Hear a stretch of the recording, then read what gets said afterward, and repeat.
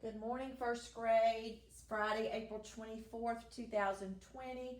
Today's chapter is chapter 14, which is the last chapter in the Boxcar Children Beginning by Patricia McLaughlin.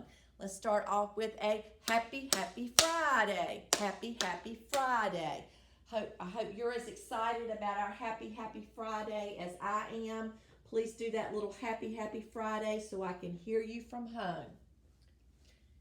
As we're moving into chapter 14, Friday, April 24th.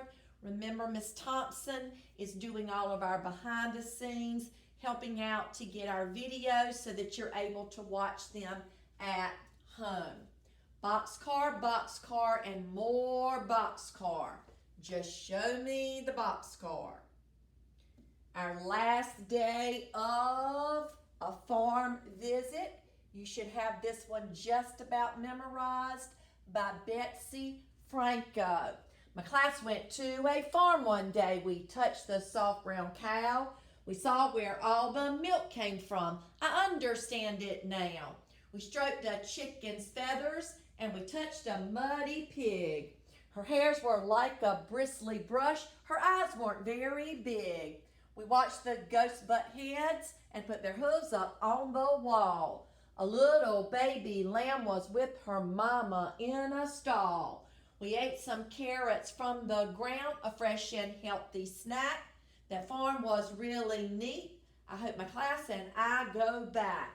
That's the last time that we'll be doing this one, but you still will have that farm visit in your shared reading folder. You can go back and do that again as many times as you'd like, working on your fluency. Last time, for summarizing hokey pokey, you put the big ideas in, you take the extras out, you put the essentials in, and you cross the repeats out. You do some summarizing and write the paragraph now. That's what it's all about, summarizing. Now, chapter 14, I haven't done this in a few days, so let me give you our little sound clips. I've been forgetting to do these on my videos. Cow, cow.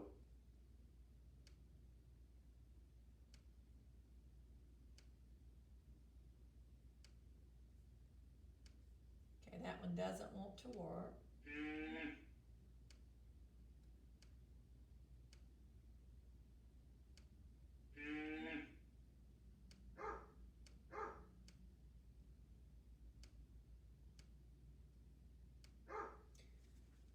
My sound clips are being a little bit slow today, probably because I have not done them in so many chapters. Now we're going back to yesterday. Thursday's chapter was chapter 13, and it was a short chapter. And let's read our summary together. I should hear you reading with me from home. Henry and Jessie told Violet and Benny the news about their parents. They are planning to run away. Reuben agrees to take care of Betty and Boots. We know those are the cows at Fair Meadow Farm.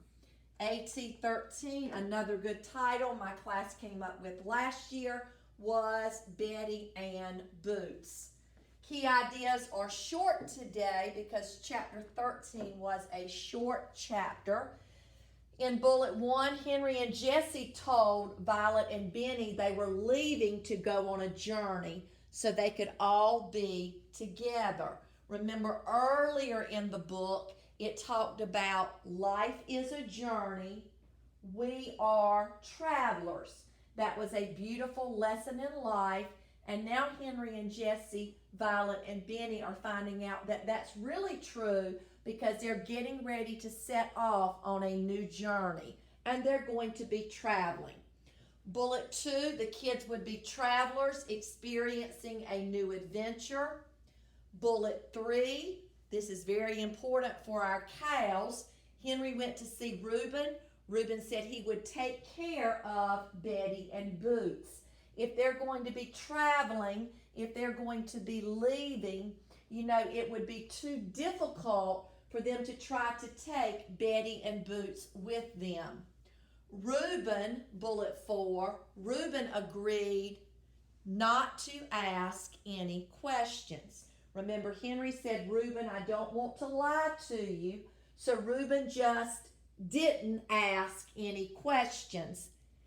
Bullet 5, Henry, Jesse, Violet, and Benny would miss the funeral. Henry knew that Reuben would say nice things about his parents at the funeral because they're going to have to go ahead and leave before Sheriff Bowen comes back to see if they are planning to stay with their grandfather, which Henry and Jesse already decided was not going to happen. That's why they're planning that sneaky, sly, secret escape. Now today we're moving into the last chapter. I know this has been a long book, 14 chapters. We're moving into the last chapter of the Boxcar Children beginning. And we're going to start with our T14, which is lambs. Remember in chapter 12, before Mama and Papa went to go to the market to sell the bakery goods that Mama had been cooking, remember Mama asked her little lambs, she was referring to her children, if they needed anything from town. So title of chapter 14 is Lambs. I want you to go ahead at home, make your prediction for chapter 14 as I get my iPad ready for chapter 14 on the carpet.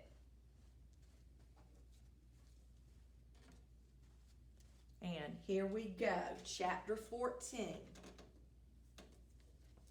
The last chapter in a chapter book typically is going to answer unanswered questions, and it's going to finish out the story so we as readers know how everything ended.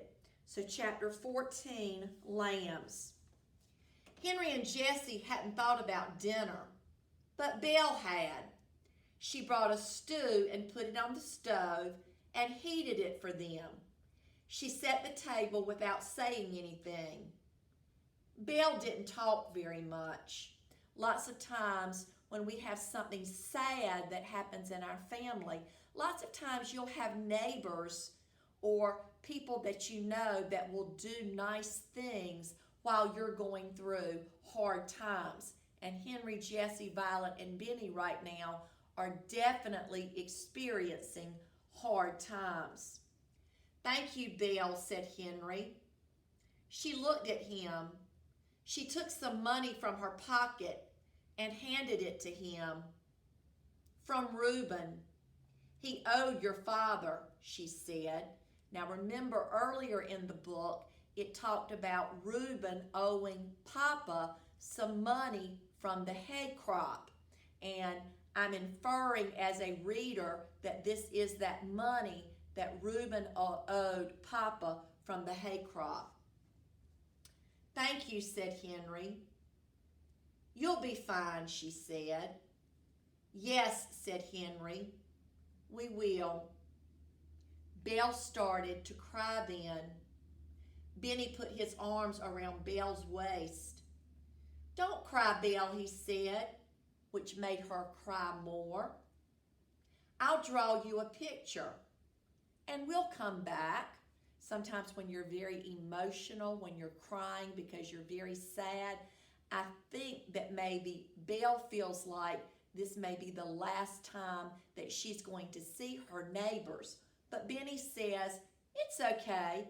I'll draw you a picture. We'll come back. Belle wiped her eyes. I will wait for that, she said. She looked at all of them and went to the door. I'll come clean up tomorrow and pick up my stew pot, she said. She opened the door and looked back at them once. You'll be fine, she repeated. They ate silently, early, while there were still hours of light yet. It was after dinner, that Benny disappeared. Little bit of foreshadowing, letting us know Benny's getting ready to disappear, but it doesn't give us any of the details. Little bit of foreshadowing. Patricia McLaughlin has used foreshadowing several times throughout the book. I see that little symbol, which as a reader in this chapter book is letting me know there's going to be a change in time or a change in setting, or there's going to be a gap. And that little symbol lets me know that. Benny, Henry, is Benny with you? Called Jessie. Henry ran inside the house. No. Where's Violet? I'll check all the bedrooms, said Jessie. I'll look for Violet, said Henry. Violet! Violet! Violet came around the house. I'm here. Where's Benny? Have you seen him? Henry's voice didn't sound like his voice. He couldn't remember ever being so frightened. Frightened would be a character feeling stated in the text, and Henry couldn't ever remember a time that he had been as frightened as he was now, because problem, they can't find Benny. Violet shook her head. Where should I look, she said. Go through the barn, then out in the field. Maybe he went to Reuben's. Jessie came out of the house. She shook her head. Not inside, she said. Her eyes were big. I think her eyes are big. Sometimes when we have those really wide eyes, it's when we're shocked or we're surprised, or sometimes even when we're upset. It's going to get dark in another hour, she said. We have to find him. Together, they searched their meadow and down by the stream that trickled there. They called his name over and over. Benny! Benny! He couldn't go much farther than this, said Jessie. They turned back. It had been an hour. And an hour, going to our measuring time, is 60 minutes. And an hour doesn't seem like a very long time, but if you are missing somebody or somebody is lost, an hour for the people searching is a really long time. Benny had never been gone for an hour. Benny had never been gone at all. And then they saw Violet waving to them at the edge of the meadow. Beside her was a small figure, Benny. Henry grabbed Jessie's hand and they ran. Benny looked tired. I found him in the barn hideaway, sleeping. He never heard us calling, said Violet. Henry took Benny in his arms and they walked back to the house. No one spoke. There were no words. They found him. Violet found him. He was sleeping in the barn hideaway. And I think Jessie and Henry and Violet were so relieved to find Benny that they didn't even say anything, because words, when you find somebody that you've lost, words at that time sometimes don't really matter. I see that little symbol which lets me know there's going to be a change in time or a change in place. Jessie slept with Benny and Benny's bear. I should help you with the packing, Jessie. I'm going to reread that and self-correct. I should help you with the packing, Jessie said in a low voice. Benny needs you, Henry whispered to her in the darkness. Having you near will make it easier for him. Jessie says, I know we have to pack up.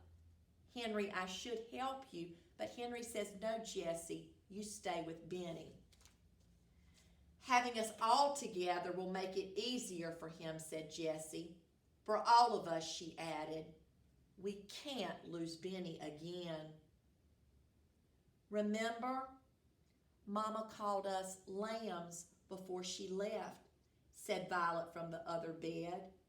She said to take care of one another. Now, when Mama left, she called them lambs and she told them to take care of one another. But Mama didn't know how important those words were really going to be. Violet, you'd better go to sleep, said Jessie. Tomorrow's a long day. Henry sat on Violet's bed. He held her hand. You're right, Violet. We do know how to do this. We will be a little herd of lambs. And I will be the fixer lamb, said Violet, yawning. Remember, Violet's a fixer. She likes to fix things. You will, said Henry. Benny turned over in bed. Jessie, he cried out. I'm here, Benny. Go to sleep now. I will, said Benny, already partway back to sleep. Good night, Jess, said Henry, touching Jessie's hair. I'll be through with the packing soon. Good night, Henry. At the doorway to the bedroom, Henry turned. We'll be all right, Jess. Yes, whispered Jessie. Remember, Mama once told us we were the best family of all. And Mama and Papa aren't there with them, but they are there with them in some ways because they're remembering the words that Mama said when she was still at Fair Meadow Farm. That little symbol, change in time or change in place. They all ate breakfast in sunlight. It's almost too bright, Jessie whispered to Henry. Too cheerful. It's better for Violet and Benny, said Henry. The food was packed. The clothes were packed. Now they're leaving home. This happened to William and Meg way back earlier in the book. And remember, William and Meg talked to the kids about having to leave home, and they weren't able to take everything they owned with them. They had to choose those most important treasures. We can pack one very small bag of things you want to take, said Jessie to Violet and Benny. Only one bag, and we'll have to carry it. Now, if they're going to have to carry it, that means they can't pack things that are too heavy. Remember William and Meg, said Henry. I'll take my sewing bag. The little screwdriver Jake gave me, said Violet. And the spool of brown thread, she added in a soft voice. She looked at her Mama's chipped cup on the windowsill. Remember the cup she accidentally broke? I can't take that, she whispered. You can if you carry it, said Henry. He smoothed her hair. I'm inferring that Violet wants to take the cup because it was Mama's favorite, and it's a special memory that Violet has of her Mama. He watched Violet wrap the mended cup in a shirt and put it in her bag. I'll carry the bag of clothes and food, he said. We have the bread. Remember the bread that Mama baked before she went to the market? I told you that bread was going to be important later. We have the bread, some cheese, and fruit, said Jessie. Belle left biscuits and cookies. May I take Bear? Asked Benny. Yes, said Jessie. Benny smiled, and Jessie smiled too. Bear will like the venture, said Benny. So Benny's special treasure that he wants to take Bear. Adventure, corrected Violet. Then let's clean up and go, said Henry. Benny ran into the bedroom and came back with a paper. It was a drawing of 4 children, from tall to little. I promised Bill, he said, putting it on the table. Remember, before Bill left, Benny said, I'll draw you a picture to help you remember us. And Benny kept true to his word. He drew Bill a picture. That is us, Benny added with a smile. Jessie put her arm around Benny. It is us, she said, her voice soft. Henry looked at the turnaround globe sitting in the middle of the kitchen table. Do you know which way we're going? Asked Jessie. Henry nodded. We'll go back roads, away from town, so nobody we know sees us. They're going to have to be very sneaky, sly. As they travel, they have to travel so nobody sees them. Text-to-text connection. It kind of reminds me of how Harriet Tubman, sneaky, sly, she traveled so nobody would see her. Violet pointed at a spot on the globe. That's where Sarah and Jake live, she said. And William and Meg and Joe, said Benny. Could we go there? Maybe. It's a longer journey than it looks, Benny, said Henry. Remember, on the globe it was 3 inches. But remember, 3 inches in real life is a greater distance than it looks on the globe. But we will be together, the 4 of us, no matter what. We'll take care of each other, and maybe one day we'll visit them. Most important thing to the children is that they can be together as a family. Get the money in the cookie jar, said Jessie, and Jake and Sarah's address, so we have it, she whispered. Now remember, way back at the beginning of the book, that money in the cookie jar was only for emergencies. I would say this is definitely a reason to get the money out of the cookie jar. Now, Henry looked around the room. Pick up what you're taking, and we will begin our adventure, said Benny. They went out the door and up through the yard. Goodbye, Betty. Goodbye, Boots, said Benny. Boots didn't look up, but Betty watched them as they walked across the yard and up to the road in sunlight.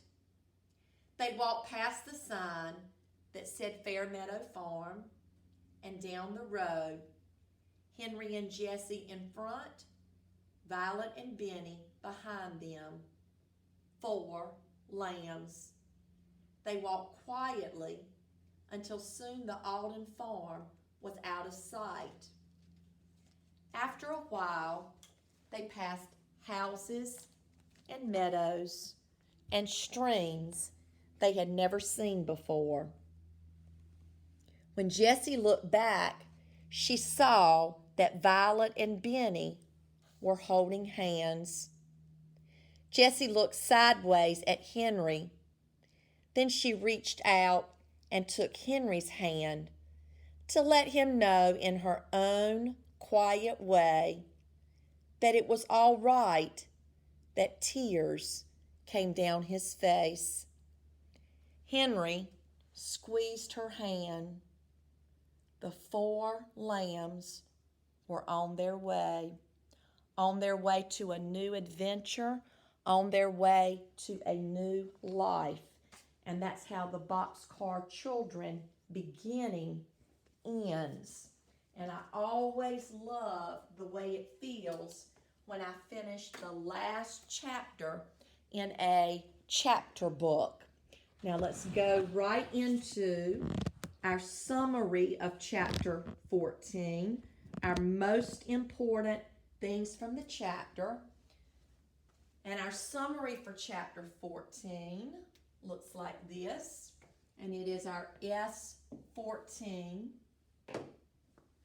Belle brought the kids food and money for the hay.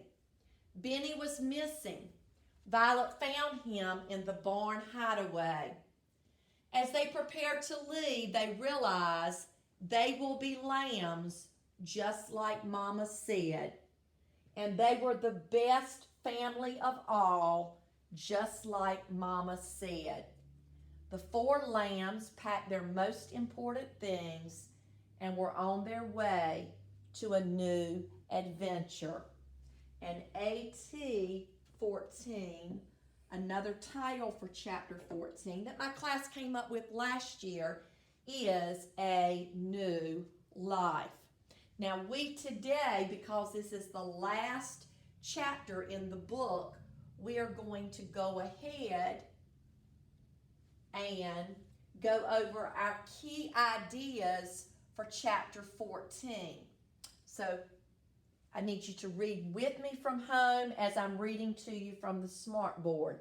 These are our key ideas from chapter 14. We're going to go ahead and do those since this is the last chapter in our book. Bullet 1, Belle brought dinner for the kids and the money that Reuben owed Papa. Bullet 2, Benny disappeared. Bullet 3, thank goodness Violet found Benny in the barn hideaway. Bullet 4, the children packed their food and clothes. Bullet 5, they could only take one small bag of their favorite treasures. They would have to carry the small bag. And that reminds me of William and Meg. When they left home, they could only take their favorite treasures. Next bullet, Violet took her sewing bag, the little screwdriver from Jake, the spool of brown thread, that was the thread that Mama was bringing home from town when they had the car accident, and the mended cup that she had broken. I love the way Violet chooses the mending bag, the small sewing bag. I love the way she chooses the screwdriver that reminds her of Jake, because Jake was a fixer too. The brown thread and the mended cup that are special memories of Mama. Benny took Bear. Henry told them they would take back roads away from town so nobody would see them. Next bullet, they got the money from the cookie jar and Jake and Sarah's address. Remember, I told you earlier in the book that cookie jar was going to be important later in the story. Next bullet, they carried all of their bags and left Fair Meadow Farm. And last bullet, Benny and Violet held hands. Jesse and Henry held hands. The 4 lambs were on their way to a new adventure. Now, if we go back to when we started this book, and I told you as readers, The Boxcar Children was the first book written by Gertrude Chandler Warner in the Boxcar Children series. But I told you many people who read the Boxcar Children did not understand why Henry, Jesse, Violet, and Benny, they didn't understand why they were homeless orphans.